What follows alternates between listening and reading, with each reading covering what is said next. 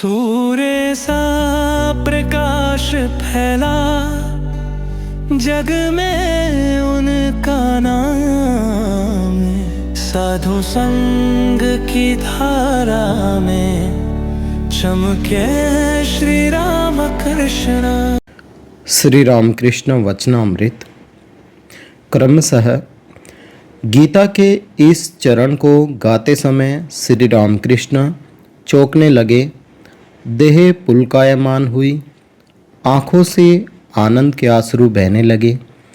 बीच बीच में मानो कुछ देखकर मुस्कुराते हैं। कोटि चंद्रमाओं को लजाने वाले उस अनुपम रूप का वे अवश्य दर्शन करते होंगे। क्या यही ईश्वर दर्शन है?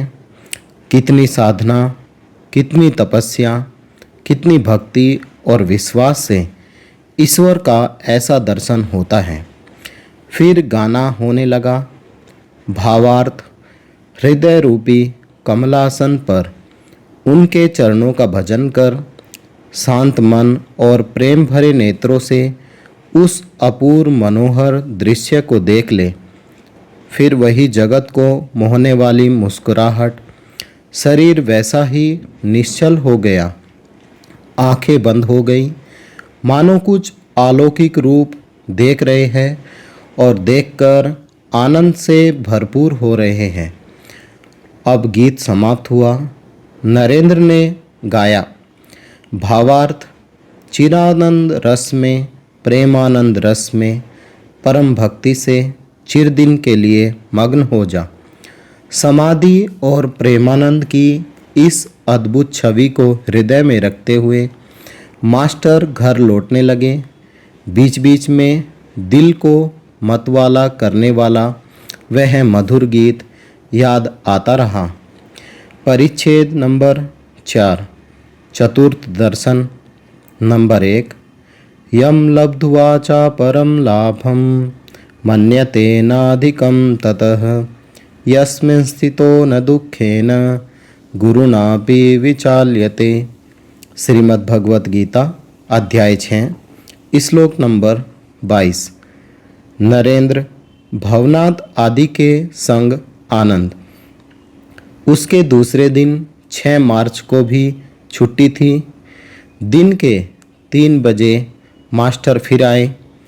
श्री रामकृष्ण अपने कमरे में बैठे हैं। फर्श पर चटाई बिछी है। नरेंद्र, भवनाथ तथा और भी 2-1 लोग बैठे हैं। सभी अभी लड़के हैं। उम्र 19-20 के लगभग होगी। प्रफुल्ल मुख श्री रामकृष्ण तख्त पर बैठे हुए लड़कों से सआनंद वार्तालाप कर रहे हैं। मास्टर को कमरे में घुसते देख श्री रामकृष्ण ने हंसते हुए कहा, यह देखो फिर आया। सब हंसने लगे। मास्टर ने भूमिष्ठ हो प्रणाम करके आसन ग्रहण किया। पहले वे खड़े खड़े हाथ जोड़कर प्रणाम करते थे, जैसा अंग्रेजी पढ़े लिखे लोग करते हैं, पर आज उन्होंने भूमिष्ठ होकर प्रणाम करना सीखा। श्री रामकृष्ण नरेंद्र आदि भक्तों से कहने लगे, देखो, एक मोर को किसी ने 4 बजे अफीम खिला दी। दूसरे दिन से वह अफीमची मोर ठीक 4 बजे आ जाता था। यह भी अपने समय पर आया है। सब लोग हंसने लगे। मास्टर सोचने लगे, ये ठीक तो कहते हैं। घर जाता हूँ पर मन दिन रात यही पड़ा रहा। कब जाऊँ, कब उन्हें देखूँ, इसी विचार में रहता हूँ। यहाँ मानो कोई खींच ले जाता है, खींच ले आता है। अच्छा होने पर भी दूसरी जगह जा नहीं पाता, यहीं आना पड़ता है। इधर श्री रामकृष्ण लड़कों से हंसी मजाक करने लगे। मालूम होता था कि वे सब मानो एक ही उम्र के हैं। हंसी की लहरें उठने लगी, मानो आनंद की हाट लगी हो। मास्टर यह अद्भुत चित्र देखते हुए सोचते हैं कि पिछले दिन क्या उन्हीं को समाधि और अपूर्व प्रेमानंद में मग्न देखा था? क्या ये वे ही मनुष्य हैं जो आज प्रकृत मनुष्य जैसा व्यवहार कर रहे हैं? क्या इन्हीं ने मुझे पहले दिन उपदेश देते हुए धिक्कारा था? इन्हीं ने मुझे तुम ज्ञानी हो कहा था? इन्हीं ने साकार और निराकार दोनों सत्य है कहा था? इन्हीं ने मुझे कहा था कि ईश्वर ही सत्य है और सब अनित्य। इन्हीं ने मुझे संसार में दासी की भांति रहने का उपदेश दिया था। श्री रामकृष्ण आनंद कर रहे हैं और बीच बीच में मास्टर को देख रहे हैं। मास्टर को सविस्मय बैठे हुए देखकर उन्होंने रामलाल से कहा, इसकी उम्र कुछ ज़्यादा हो गई है ना? इसी से कुछ गंभीर हैं। ये सब हंस रहे हैं पर यह चुपचाप बैठा है।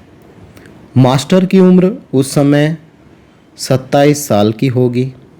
बात ही बात में परम भक्त हनुमान की बात चली। हनुमान का एक चित्र श्री रामकृष्ण के कमरे की दीवार पर टंगा था। श्री रामकृष्ण ने कहा, देखो तो हनुमान का भाव कैसा है। धन मान शरीर सुख कुछ भी नहीं चाहते, केवल भगवान को चाहते हैं। जब स्फटिक स्तंभ के भीतर से ब्रह्मास्त्र निकालकर भागे तब मंदोदरी नाना प्रकार के फल लेकर लोभ दिखाने लगी। उसने सोचा कि फल के लोभ से उतरकर शायद ये ब्रह्मास्त्र फेंक दे, पर हनुमान इस भुलावे में कब पड़ने लगे। उन्होंने कहा, मुझे फलों का अभाव नहीं है, मुझे तो फल मिला है, उससे मेरा जन्म सफल हो गया है। मेरे हृदय में मोक्ष फल के वृक्ष श्री रामचंद्र जी हैं। श्री राम कल्पतरु के नीचे बैठा रहता हूँ।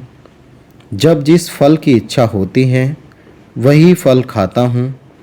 फल के बारे में कहता हूँ कि तेरा फल मैं नहीं चाहता हूँ, तू मुझे फल न दिखा, मैं इसका प्रतिफल दे जाऊँगा।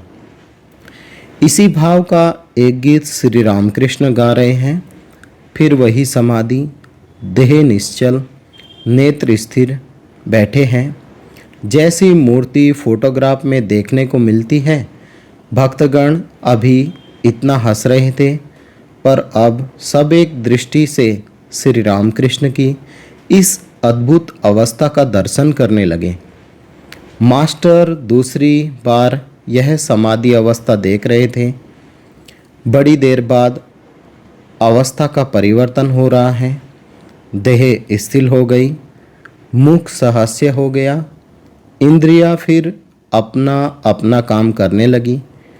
नेत्रों से आनंदाश्रु बहाते हुए राम राम उच्चारण कर रहे हैं। मास्टर सोचने लगे, क्या ये ही महापुरुष लड़कों को साथ दिल लगी कर रहे थे? तब तो यह जान पड़ता था कि मानो 5 वर्ष के बालक है। श्री रामकृष्ण प्रकृतिस्थ होकर फिर प्राकृत मनुष्यों जैसा व्यवहार कर रहे हैं। मास्टर और नरेंद्र से कहने लगे कि तुम दोनों अंग्रेजी में बातचीत करो, मैं सुनूंगा।